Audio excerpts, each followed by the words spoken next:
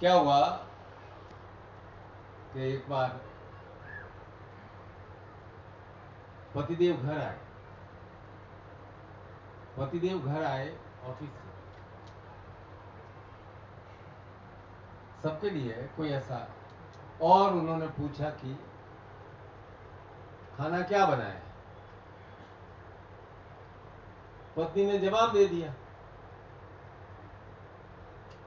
पतिदेव उस जवाब को सुनकर के बहुत प्रसन्न हो गए। शादी के 10-15 साल बीत गए थे। पति ने सुना कि पत्नी ने कहा है कि आई लव यू। बहुत प्रसन्न हुए। करीब 10 साल में पहली बार बोला आई लव यू। कपड़ा चेंज करके पहुंचे और पत्नी को बोला आई लव यू टू। मैं भी तुम्हें बहुत प्यार करता हूं। मैंने कहा क्या अजीब अजीब बात कर रहे हो, क्या हुआ है, आज दिमाग खराब हो गया है क्या? बोला नहीं, तुमने बोला ना आई लव यू। बोला अरे महाराज, मैंने बोला था आलू, आपने पूछा था क्या बनाया है, मैंने कहा आलू। अब आपने सुन लिया आई लव यू, तो उसमें मेरा क्या दोष?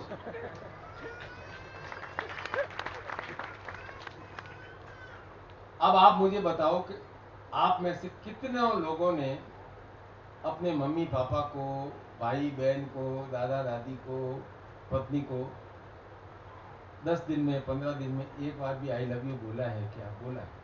नहीं बोला। नहीं। क्यों नहीं हो सकता? क्यों नहीं आप अपने माता पिता को, भाई बहन को, पत्नी को, दोस्तों को क्यों नहीं कह सकते कि I love you? I love you का मतलब ऐसा नहीं कि कोई गलत तरीके का प्यार है। माता पिता को आप आई लव यू बोलते हैं। आप सोचो यदि कोई बच्चा अपनी मम्मी को या पापा को बोलेगा आई लव यू, तो मम्मी पापा कितने प्रसन्न होंगे, आशीर्वाद ही देंगे। पर यह प्रेम की भावना भीतर से जागृत होती है। जब हमारे अंदर शिव तत्व होता है, रस तत्व होता है, तो हमारे भीतर प्रेम जागृत होता है।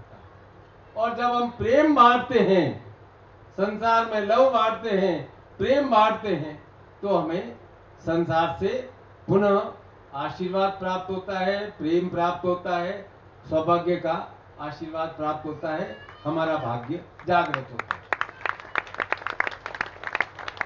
लेकिन संसार चक्र में हम भूल ही गए कि हम अपना प्रेम भाव प्रकट कर सकते हैं। तो यह प्रेम भाव प्रकट करने का अर्थ है हमारे अंदर शिव का जागरण। तभी तो शिव को रावण भी प्रेम करता था, राम भी प्रेम करते थे। क्योंकि शिव अर्थात आनंद प्रदाता, शिव अर्थात प्रसन्नता प्रदाता, शिव अर्थात रसेश्वर, शिव अर्थात घृणा से रहित, शिव अर्थात जिन्होंने संसार की सभी अपनी कामनाओं पर अंकुश लगा लिया है कि अब ठीक। वह शिव तत्व, वह शिव भाव, आप लोग अपने अपने परिवार के मुखिया हो। यदि आपके अंदर यह भाव जागृत होगा तो निश्चित रूप से आपके परिवार में, आपके मित्रों में, आपके स्नेहीजनों में और आपके दुश्मनों में भी यही भाव जागृत होगा।